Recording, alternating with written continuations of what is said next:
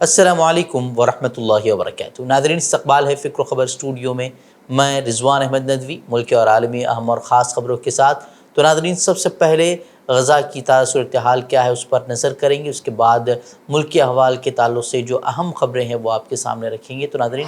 बढ़ते हैं ख़बर की तरफ। गज़ा में इसराइली फ़ौज की जानिब से रिहायशी इलाक़ों में बर्बरीत का सिलसिला जारी है। क़ाबिज़ फ़ौज की जानिब से अल अमल अस्पताल पर फायरिंग और गोलाबारी से खातून समेत मुतअद्दिद फ़लस्तीनी जामे शहादत नोश कर गए हैं। वहीं इसराइली हमलों में गुज़िश्ता 24 घंटों की अगर बात की जाए तो फ़लस्तीनियों की जो मरने वाले फ़लस्तीनी हैं उनकी तादाद 114 तक जा पहुँची है। वहीं इसराइल ने 100 नामालूम फ़लस्तीनियों की लाशों को भी फ़लस्तीनियों के हवाले कर दिया है। उन्हें जो है इज्तिमाई क़ब्रों में उनकी तदफ़ीन अमल में आई है। वहीं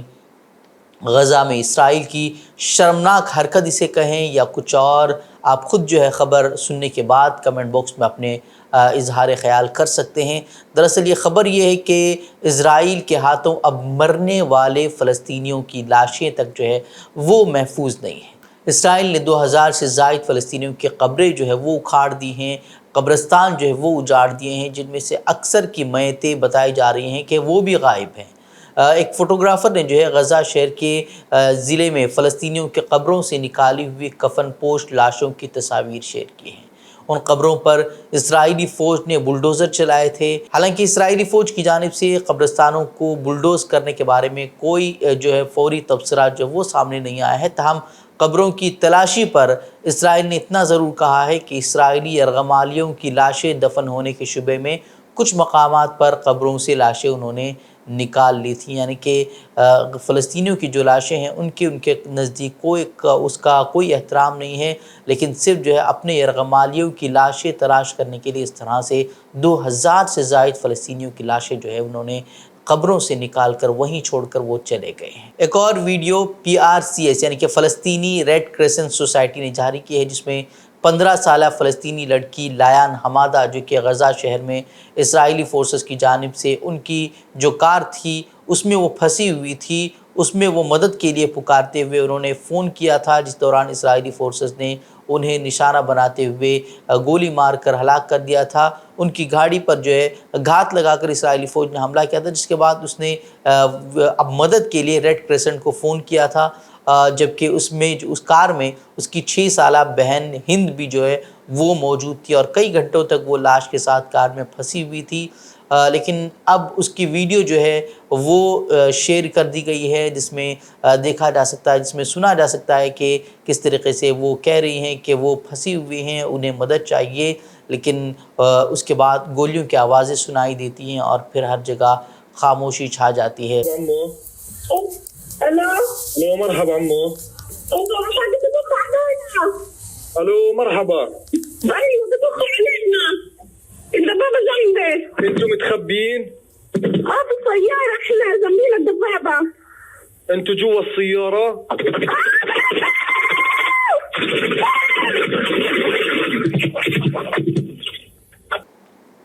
उसके बाद PRCS के जो अमला है वो वहाँ उन्हें बचाने के लिए पहुँच जाता है, लेकिन अभी तक नहीं उस टीम का पता चला है जो बचाने गई थी और नहीं उस बच्ची का पता है जो कि उस कार में लाशों के साथ मौजूद थी। बहरहाल ये सब इसराइली जुल्म की दास्तानें हैं जो आज गज़ा में जो है वो रकम की जा रही हैं और ये हमेशा याद रखी जाएंगी और उनके घिनौने जराइम का उनसे हिसाब ज़रूर लिया जाएगा। फ़लस्तीनी वज़ारत तालीम का अब कहना है कि इसराइली फ़ौज के बढ़ते हुए छापे और मकबूजा मगरबी किनारे में आबादकारों के तशद्दुद से फ़लस्तीनी बच्चों की तालीम के हक़ को भी जो है वो सल्ब किया जा रहा है, क्योंकि बहुत सारे स्कूल जो है वो बंद करने पर मजबूर हो गए हैं। इस तरीक़े का तशद्दुद वहाँ पर हो रहा है कि अपने बच्चों की तालीम तक वो जारी नहीं रख पा रहे हैं। एक और घिनौना अमल जिसने बेघर फ़लस्तीनियों के लिए मज़ीद मुश्किलें पैदा कर दी हैं, उनकी मुश्किलों में इजाफ़ा किया है, वो है मगरबी गज़ा से फ़लस्तीनियों के इनखिला के अहकामात। अक़वाम मुत्तहिदा का कहना है कि जिस मकाम पर अब जो है फ़लस्तीनियों को इनखिला का हुक्म दिया गया है इसराइली फ़ौज की जानिब से, उस मकाम पर 88,000 फ़लस्तीनी पनाह लिए हुए हैं और उनसे अब कहा जा रहा है कि वो वहाँ से چلے جائیں، حالانکہ راستے محفوظ نہیں ہیں اور نہ کوئی بھی جگہ ایسی ہے کہ وہ جہاں وہ پناہ لے سکتے ہیں، لیکن اس کے باوجود جو ہے اس طرح سے وہاں سے نکلنے کے احکامات انہیں دیے گئے ہیں۔ لوگوں کی سمجھ نہیں آ رہا ہے کہ وہ جائیں کہاں، اور بمباری کا وہ لگاتار نشانہ بن رہے ہیں، سڑکوں پر ہو یا عمارتوں پر ہو یا اقوام متحدہ کی وہ عمارتیں جن کو محفوظ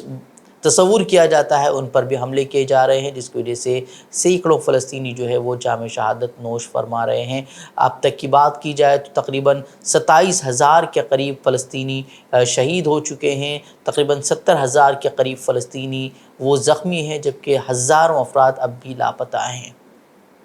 ویسے جو کل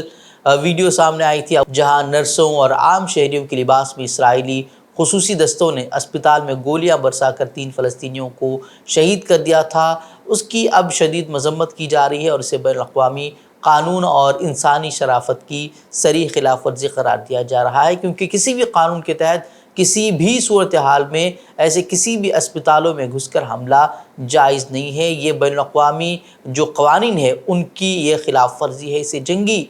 جرم کے طور پر تصور کیا جاتا ہے، لیکن چونکہ یہ اسرائیل ہے، اس طرح کا کرنے والا جو ہے وہ اسرائیل ہے، میڈیا ان کے ہاتھوں میں ہے اور عالمی ممالک کے سربراہان ان کے لیے پالتو کتوں کی طرح وفادار ہیں، تو اس پر عالمی ممالک کے رہنماؤں کے لب جو ہے وہ سلے ہوئے ہیں۔ کوئی اونروا کی فنڈنگ بھی روک دی گئی ہے، جیسا کہ آپ سب کو معلوم ہے کہ گزشتہ دنوں جب سے اسرائیل نے ان پر الزام لگایا تھا کہ ان کے کچھ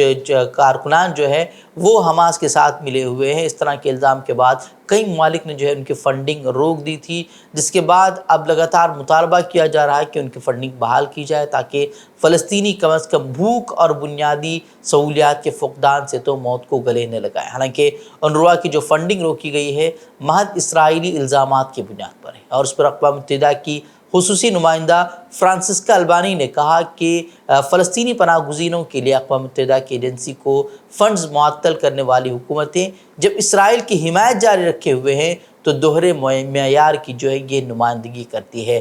جس کے اقدامات نسل کشی کے مترادف ہیں ان کا وہ حمایت کر رہے ہیں، لیکن معمولی سے الزامات کے بعد اس طرح کی فنڈنگ روک دی گئی ہے۔ اس پر انہوں نے کڑی تنقید کا عالمی ممالک کو نشانہ بنایا ہے۔ وہی امریکہ نے اونروا پر لگائے گئے اسرائیلی الزامات کے بارے میں مزید معلومات اسرائیل سے مانگی ہے اور کہا ہے کہ جب تک معاملے کی تحقیقات نہیں کی جائے گی اونروا کی فنڈنگ پر روک رہے گی۔ آپ کو معلوم ہونا چاہیے کہ بے گھر اور لاچار فلسطینیوں کی امداد کا ایک بڑا حصہ اونروا کے ذریعے پورا ہوتا ہے اور اسے کئی ممالک جو ہے وہ فنڈ کرتے ہیں، لیکن تقریباً 12 ممالک نے فنڈنگ روک دی ہے، جس پر خدشہ ظاہر کیا جا رہا ہے کہ اس سے فلسطینیوں کی مصیبتیں دگنی ہونے والی ہیں۔ ایک اور بڑی خبر سامنے آئی ہے۔ تقریباً 2 ماہ قبل ایک امریکی اخبار نے رپورٹ کیا تھا کہ اسرائیلی فوج غزہ کے اندر کی سرنگوں کو سمندری پانی سے بھرنے پر غور کر رہی ہے۔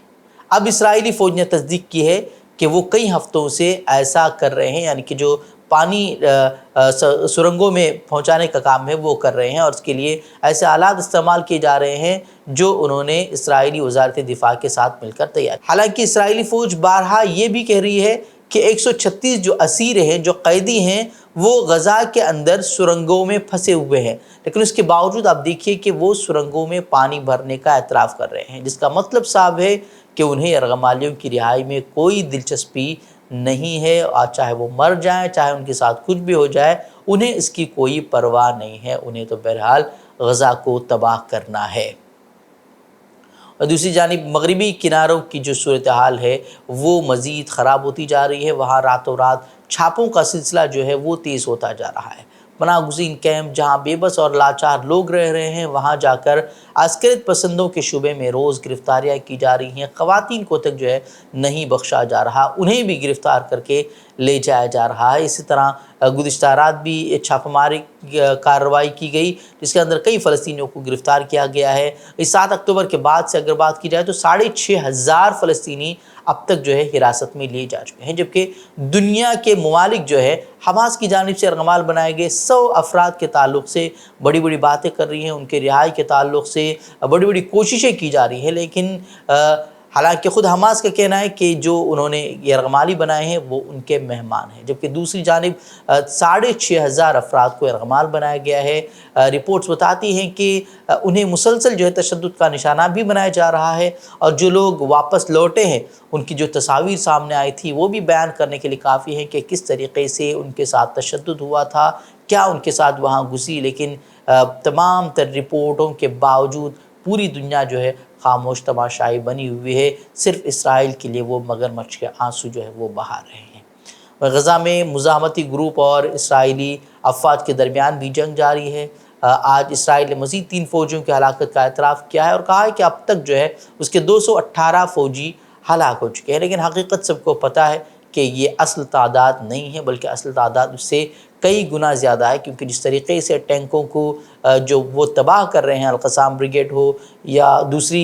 جو مزاحمتی تنظیمیں ہیں، وہ جس طریقے سے انہیں نشانہ بنا رہی ہیں، اس سے تو لگتا ہے کہ ہزاروں کی تعداد میں اسرائیلی فوجی مارے جا چکے ہیں، لیکن اسرائیلی فوج کا کہنا ہے کہ 218 فوجی جو ہے اب تک اس کے ہلاک ہو چکے ہیں۔ بہرحال حقیقت سب کو پتہ ہے، اور حماس کے جو کارکنان ہیں، جو مجاہدین ہیں، وہ لگاتار اپنی جنگ لڑ رہے ہیں اور ان کے حوصلے جو ہے وہ ٹوٹے نہیں ہیں۔ پتہ نہیں جنگ کا انجام کیا ہوگا، کب تک جاری رہے گی، لیکن حماس کے مجاہدین اب بھی فلسطینیوں کے لیے امید ہیں کہ وہ ان کے لیے لڑتے رہیں گے اور مسجد اقصیٰ کی حفاظت کرتے رہیں گے، اور ایک دن ان علاقوں پر ان کی واپسی ہوگی آج جہاں سے انہیں جبراً نکلنے کو مجبور کیا گیا ہے۔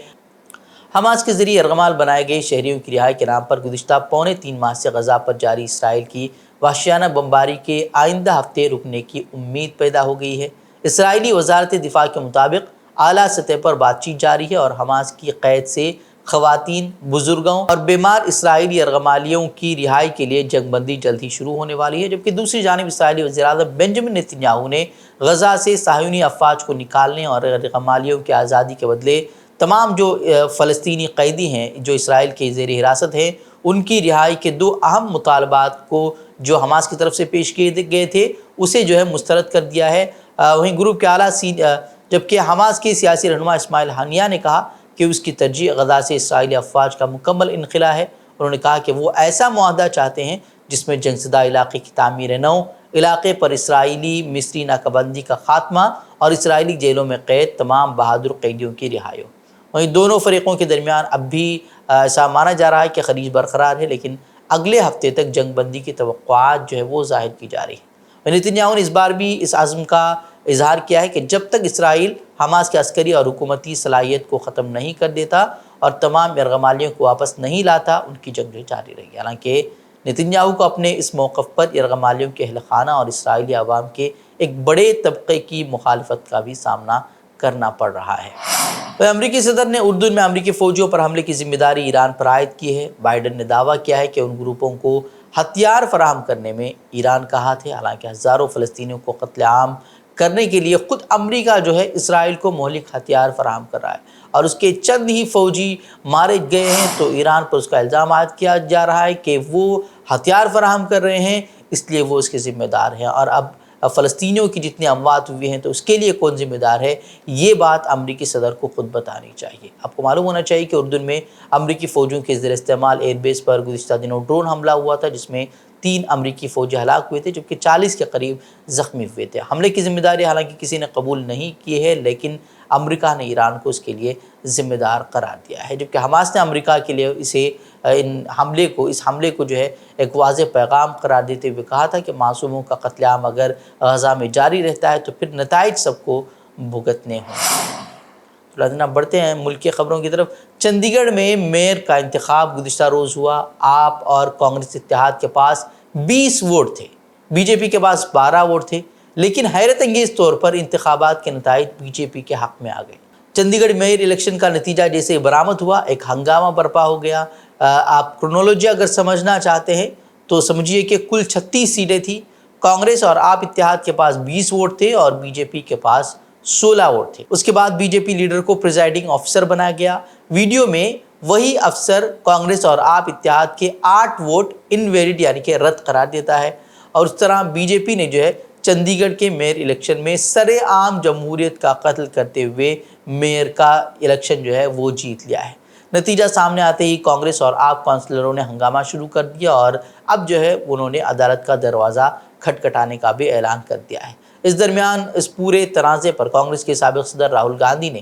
تلخ تبصرہ کیا ہے۔ انہوں نے اپنے ایک سوشل میڈیا پوسٹ میں لکھا کہ جو بی جے پی میئر الیکشن میں پوری دنیا کے سامنے جمہوریت کا قتل کر سکتی ہے، وہ دہلی کے اقتدار میں بنے رہنے کے لیے کیا کریں گے، یہ تصور سے بالاتر ہے۔ وہیں کانگریس ترجمان سپریا شرینیت نے بھی کہا کہ چندی گڑھ میئر کا الیکشن اس بات کا ثبوت ہے کہ بی جے پی اقتدار حاصل کرنے کے لیے انتخاب میں دھاندلی بھی کرا سکتی ہے، اور یہ ثبوت ہے کہ آج جمہوریت کس قدر خطرے میں ہے۔ عدلیہ کو اس معاملے میں از خود نوٹس لینا چاہیے، اس طرح کی بات انہوں نے کہی۔ سیدھی جیت ہماری تھی، لیکن پیٹھاسین ادھیکاری انل مسیح جن کے بھاجپا سے پرگاڑھ سمبند ہے، انہوں نے ہمارے 8 ووٹوں کو اویدھ گھوشت کر دیا، اور ویڈیو میں صاف دکھ رہا ہے کہ کیسے وہ ان ووٹ بیلٹ پہ لکھ رہے ہیں، اس پہ لائن بنا رہے ہیں، اور کیسے اس کو جھپٹا مار کے وہ لے کر چلے گئے جس سے وپکش کے لوگ اس کو دیکھ بھی نہ پائیں۔ اور میں آشا کرتی ہوں کہ اس دیش کی نیائے پالکا سپت نہیں رہے گی، اس پر ایکشن لے گی، کیونکہ اصلیت یہ ہے کہ اگر یہ ہونے دیا گیا تو اس دیش کا لوکتنتر ختم ہو چکا ہے۔ اس دیش میں چناووں کا کوئی مطلب نہیں ہے، اس دیش میں متادھیکار کا کوئی مطلب نہیں ہے۔ وہیں کیجریوال نے ایک اور ویڈیو شیئر کرتے ہوئے اسے میئر انتخابات میں ووٹوں سے چھیڑ چھاڑ کی مکمل ویڈیو کا کیپشن دیا ہے اور کہا کہ یہ میئر انتخابات میں چھیڑ چھاڑ کرتے ہوئے رنگے ہاتھوں پکڑے گئے ہیں، کون جانے کتنے الیکشن وہ اس طرح بے ایمانی سے جیت چکے ہوں گے۔ اس طرح کا سنگین الزام جو ہے وہ اروند کیجریوال نے اس پر عائد کیا ہے۔ راہل گاندھی کی قیادت میں کانگریس کی بھارت جوڑو نیائے یاترا پورے جوش و خروش کے ساتھ آگے بڑھ رہی ہے۔ ابھی یہ یاترا بہار میں ہے اور راہل گاندھی نے اس دوران عوام سے خطاب کرتے ہوئے کچھ اہم انکشافات کیے ہیں۔ انہوں نے نتیش کمار کے یو ٹرن لینے کے پیچھے پوشیدہ وجہ بتائی ہے، اور یہ بھی انہوں نے دعویٰ کیا کہ بہت دباؤ بنانے کے بعد وزیر اعلیٰ نے ذات پر مبنی مردم شماری کرائی تھی۔ راہل گاندھی نے انڈیا اتحاد سے نتیش کمار کے الگ ہونے پر بھی رد عمل کا اظہار کیا۔ انہوں نے عزم ظاہر کیا کہ انڈیا اتحاد بہار میں مل کر اپنا کام کرے گا، یہاں نتیش کمار کی کوئی ضرورت نہیں ہے۔ منی پور میں تشدد جو ہے وہ تھمنے کا نام نہیں لے رہا۔ تازہ واقعے میں 2 لوگوں کی موت ہو گئی ہے جبکہ 5 افراد زخمی بتائے جا رہے ہیں۔ میڈیا رپورٹوں کے مطابق منی پور کے کانگپو کپی ضلع میں 2 نسلی گروپوں کے درمیان فائرنگ کا واقعہ پیش آیا ہے، جن میں ہلاکتوں کی تعداد 2 ہو گئی ہے، اور بتایا جا رہا ہے کہ بی جے پی لیڈر سمیت 5 افراد زخمی بھی ہوئے ہیں۔ تازہ واقعے کے تعلق سے پولیس افسر کا کہنا ہے کہ نامعلوم بندوق برداروں نے حملہ کر دیا تھا، جس کے بعد گاؤں کے سوئم سیوکوں نے جوابی کارروائی کی۔ اس فائرنگ واقعے میں ایک سوئم سیوک کی جان چلی گئی اور ایک دیگر سوئم سیوک زخمی بھی ہوا ہے۔ وہیں تازہ تشدد کو دیکھتے ہوئے وہاں علاقے کے لوگوں کو، خواتین اور بچوں اور بزرگوں کو جو ہے محفوظ مقامات پر لے جایا گیا ہے۔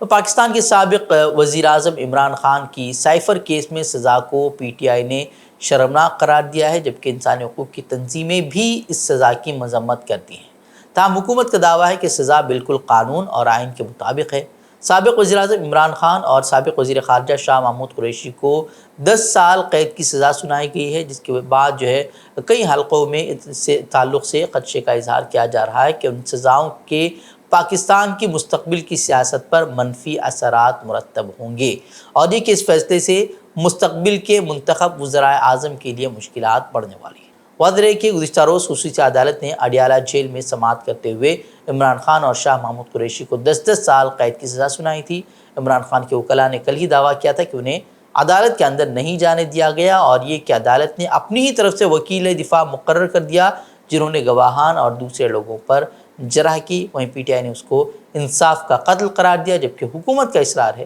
کہ یہ سزا تمام قانونی تقاضوں کو پورا کرتی ہے۔ مودی حکومت کا آخری بجٹ اجلاس آج سے شروع ہو چکا ہے۔ مرکزی حکومت نے پارلیمنٹ کے بجٹ اجلاس سے قبل ان تمام ارکان پارلیمنٹ کی معطلی کو بھی منسوخ کر دیا ہے جنہیں پارلیمنٹ کے سابقہ اجلاس کے دوران معطل کیا گیا تھا۔ خیال رہے کہ اجلاس سے قبل مرکزی حکومت نے آل پارٹی میٹنگ طلب کی تھی۔ میٹنگ کے بعد پارلیمانی امور کے وزیر پرہلاد جوشی نے کہا تھا کہ اس سیشن سے پہلے تمام معطل ارکان پارلیمنٹ کی معطلی منسوخ کر دی جائے گی۔ گزشتہ سال سرمائی اجلاس کے دوران حزب اختلاف کے 146 ارکان اسمبلی کو اس وقت معطل کیا گیا تھا جب وہ لوک سبھا میں سیکیورٹی کی خلاف ورزی کے تعلق سے مرکزی وزیر داخلہ سے بیان کا مطالبہ کر رہے تھے، جس کے بعد جو ہے ان اراکین کو معطل کر دیا گیا تھا۔ دراصل کانگریس کے سینئر لیڈر کے سریش نے کہا کہ پارٹی بجٹ اجلاس کے دوران بے روزگاری، مہنگائی، زرعی بحران اور ذات پات کے تشدد سے متاثرہ منی پور کی صورتحال کے مسائل کو بھی جو ہے وہ اٹھانے والی ہے۔ تو ناظرین خبریں مزید خبروں کے لیے آپ ہمارے ویب سائٹ www.fikrokhabar.com کی طرف رخ کر سکتے ہیں۔ ویڈیوز کے لیے ہمارے یوٹیوب چینل کو سبسکرائب کریں۔ تو ناظرین جاتے ہیں، السلام علیکم ورحمۃ اللہ وبرکاتہ۔